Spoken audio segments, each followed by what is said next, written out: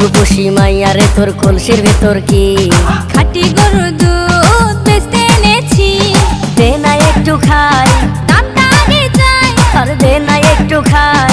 দামটা আগে চাই, তোদের মতো ভিড় খাওয়াদের চেনে রেখেছি। ও রূপসী মাইয়ারে তোর কলসির ভেতর কি খাঁটি গরুর দুধ বেচতে এনেছি। ও রূপসী মাইয়ারে তোর কলসির ভেতর কি খাঁটি গরুর দুধ বেচতে এনেছি।